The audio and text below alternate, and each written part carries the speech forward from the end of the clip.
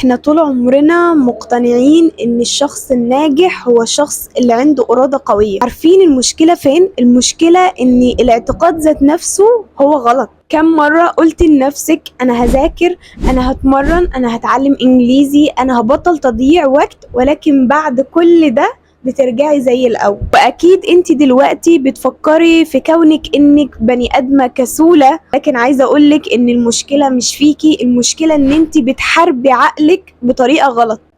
تخيلي معايا كده ان انت مثلا معاكي عربية، والعربية دي فيها بنزين، البنزين ده يكفي ان انت تمشي بيه لحد 100 كيلو، فانت بتحاولي ان انت توصلي لأبعد مكان بأقل استهلاك.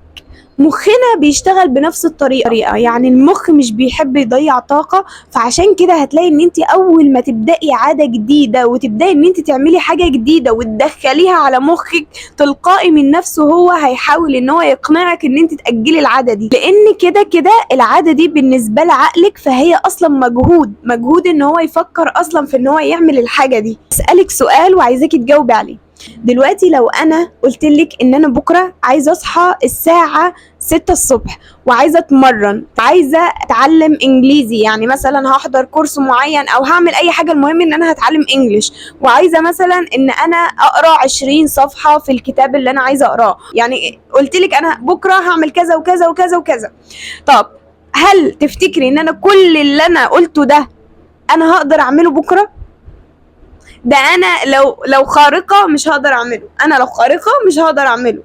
ده الطبيعي على فكرة عند اي شخص طبيعي. ما تخليش حد يقنعك ان انت لا تقدري تعملي كل ده مرة واحدة او في يوم واحد. تطلع لي واحدة تقول لي طب ما في ناس على اليوتيوب بيتكلموا على ان هم بيقدروا يخلصوا وينجزوا ويحققوا اهدافهم ويعملوا كل الحاجات اللي هم بيحطوها دي، تمام، واللي بيقولوا ان هم هيعملوها بكره فعلا بيعملوها. هو اوريدي فعلا في ناس كده، تمام، بس مش كل الناس، يعني ده مش بيبقى عند كل الناس، ده بيبقى ناس معينه كده وناس قليلين قوي على فكره، بس انت تقدري تبقي زيهم بخطوات بسيطه. عايزه افهمك حاجه، ان مخنا مش ضد ان هو يخلينا ننجح، مخنا بس هو ضد استهلاك الطاقه. يعني مثلا اي عاده جديده انت بداتي مثلا تمشي فيها وبداتي ان انت فعلا تاخدي خطوات فيها وتعمليها كل يوم، فهي بالنسبه للعقل بتبقى حاجه جديده، يعني حاجه محتاجه مجهود، عشان مهمه المخ اصلا ان هو يحافظ على الطاقه بتاعتنا، فبالتالي بيرجعك لاي عاده قديمه، حتى لو كانت العاده اللي انت كنت بتعمليها قبل كده دي او القديمه دي كانت عاده سيئه، فهو بيحاول يرجعك ليها، المهم ان هي ما تستهلكش مننا طاقه. فعشان كده لما اجي ادخل اي عاده جديده لعقلي، انا لازم ادخلها واحده واحده، ما ينفعش ادخلها مره واحده. لو انت دخلتي العاده مره واحده هتلاقي نفسك تلقائي اخدتي اول يوم، تاني يوم بتعملي نفس العاده، تالت يوم لمده اسبوع بالكتير قوي، وهتلاقي نفسك بعد كده ستوب، وقفتي، تمام، خلاص قطعتي العاده ومش قادره ان انت تكملي ولا تمشي في العاده دي. هحاول ان انا اعود عقلي على العاده وادخلها العقل شويه شويه، تمام، واحده واحده، بحيث ان العقل ياخد عليها وخلاص تبقى عاده زيها زي بقيه العادات اللي قبل كده. عايزه اقولك ان احنا مش بنتغير، احنا بنتبني ستيب تو ستيب، يعني احنا بنركب السلم واحده واحده، احنا مش مره واحده طلعنا السلم. انت لما كنت عيله صغيره، هل انت مثلا لما اتعلمتي المشي اتعلمتيه مره واحده؟ لا، انت كنت الاول مثلا بتمشي تتسندي على فلان، تتسندي على ماما، على بابا، تتسندي مثلا على الكنبه، تتسندي مثلا على الركنيه، ايا كان، يعني لحد ما اتعلمتي المشي، وكنت كل شويه بتقعي، صح؟ كنت كل شويه انت بتقومي يعني وتقفي وتحاولي ان انت تمشي، كنت بتقعي. فكذلك احنا وكبار برضو نفس الطريقه، لما بتيجي تعملي اي حاجه في حياتك او عايزه تبني اي حاجه جديد من الاول وجديد، سواء عاده سواء مثلا اي حاجه، المهم ان انت بتمشيها برضو خطوه خطوه وبتعودي عقلك عليها، تمام، ستيب تو ستيب، وبتعودي جسمك، فانت لازم تدخليها واحده واحده، وبعد كده العقل اوريدي لوحده بيبدا يستوعب ان دي خلاص حاجه انت بتتعودي عليها، وبتبداي ان انت تشتغلي عليها على طول دايركت كل يوم. يعني في البدايه حاولي ان انت تغيري يومك والحاجات اللي انت بتعمليها في يومك، بعد كده هتلاقي اوريدي اليوم غير الاسبوع، والاسبوع غير الشهر، والشهر غير السنه، وهكذا. لكن ما تحاوليش مثلا ان انت تغيري مره واحده تغيير كده جذري. التغيير الجذري هيجي معاكي بسلبيه، مش هيجي معاكي بالايجابيه. الايجابي. فعشان كده انت غيري يومك والحاجات اللي انت بتعمليها في يومك. بعد ما تغيري اليوم هيبدأ يبقى اسبوع، بعد كده الاسبوع يبدأ يبقى شهر، وفي الاخر هتلاقي نفسك بقيتي شخص مختلف عن اللي كان قبل كده. لو عرفتي مخك بيشتغل ازاي هتعرفي تخليه يساعدك مش يحاربك، وده اللي احنا هنتكلم عنه دلوقتي. هقولك على حاجة، دلوقتي اغلب الناس لما بتيجي تبدأ عادة جديدة، اول غلطة بيعملوها واكبر غلطة واللي هي بتبوظ اصلا العادة دي وبتبوظ اي حاجة هم عايزين يوصلوا لها، وهي ان هم بيبدأوا بحماس. بيبدأوا بايه؟ بحماس. هو الحماس فعلا جميل، بس الحماس مؤقت، مفيش حماس بيستمر معانا لحد الاخر. لكن الخطة والانضباط والالتزام هو اللي بيخلي الشخص يستمر ويكمل على الحاجة دي. لكن الحماس اللي بيبقى في الاول ده هو بيبقى مجرد مثلا كام يوم، او اول ما انت مثلا كده في البداية، وبعد كده انت بتلاقي نفسك خلاص انت كسلانة، خلاص انت مش قادرة تعملي الحاجة دي، خلاص انت عايزة حد يزقك، خلاص مثلا انت لا انت كسلتي، عديتي يوم 2 3 ما بتعمليهاش، فلقيتي نفسك ان انت رجعتي لنقطة الصفر.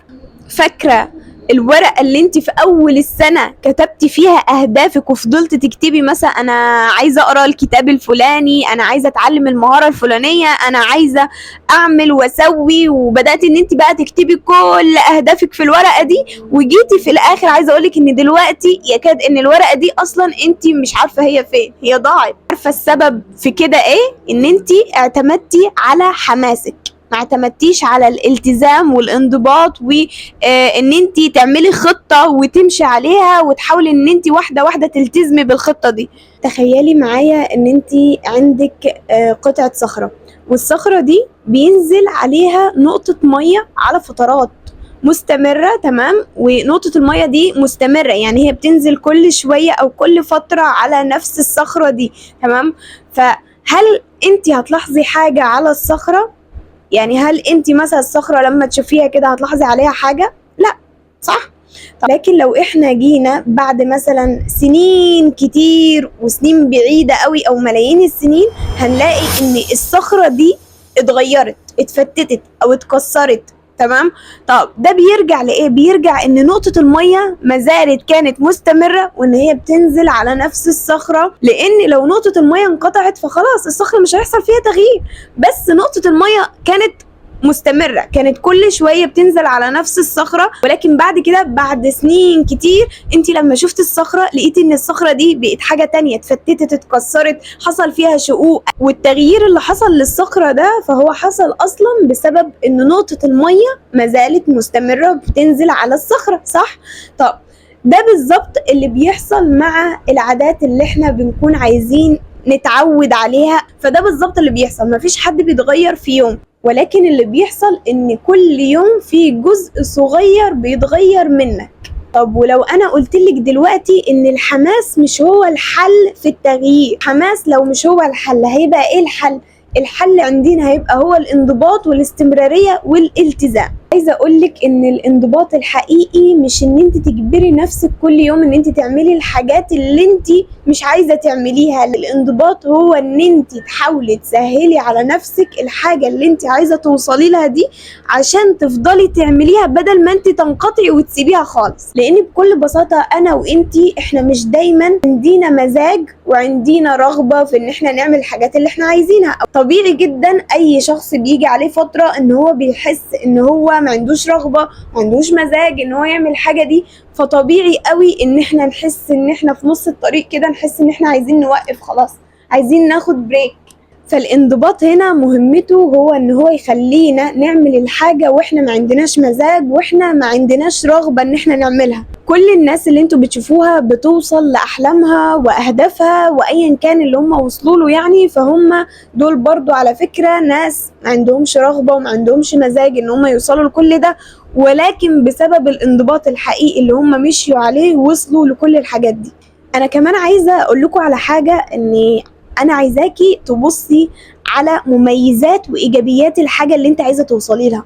يعني لو مثلا انت مثلا عايزه وظيفه معينه، وعايزه مثلا حاجه معينه، عايزه هدف من اهدافك ان انت توصلي لوظيفه معينه او شغل معين او ايا كان. فانت مثلا بصي للمميزات، بصي للايجابيات بتاعت الحاجه دي. يعني انا مثلا لو اخدت الشغل ده فهو مثلا هيزود لي دخل، هيزود لي خبره، هيزود لي معرفه، هيزود لي علاقاتي تمام ومعارفي وهكذا، فبالتالي هيعود عليا انا بحاجات كتير كويسه. طب لو انا دلوقتي ما التزمتش وما فيش عندي انضباط وما فيش عندي التزام وما بعملش الحاجه اللي توصلني للشغل ده، فطبيعي جدا انا كده هخسر الشغل. فلو خسرت الشغل ايه السلبيات اللي هتعود عليا؟ هل انت عايزه تخسري الشغل؟ زي مثلا اي طالب بيدرس في اي سنه دراسيه، لو هو مثلا عايز ينجح وعايز يجيب مجموع معين، فيبص على الايجابيات. الطالب ده لو ذاكر فهو مثلا هيجيب مجموع عالي، هيدخل الكليه اللي هو عايزها، هيدخل المدرسه اللي هو عايزها تمام، هيعيش في الحاله اللي هو كان بيحلم بيها او بيتوقعها او بيتخيلها. فبالتالي هو لو ما ذاكرش كويس ولو ما عملش اللي عليه وما اجتهدش وما تعبش في السنه دي وما وصلش للمجموع اللي هو عايزه، فبالتالي مش هيدخل الكليه اللي هو عايزها،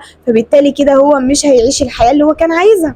ان انتوا لو ما اجتهدتوش ولو ما وصلتوش للحاجه دي، فانتوا مش هيبقى قدامكم خيار غير ان انتوا ترضوا بالحاجه اللي انتوا مش عايزينها. حاجه كمان عايزه اقولك عليها، وهي ان انت لما تحبي تعملي اي عاده، حاولي ان انت تسهلي على نفسك العاده. يعني ما تصعبيش العاده على نفسك، سهليها على قد ما تقدري يا ستي.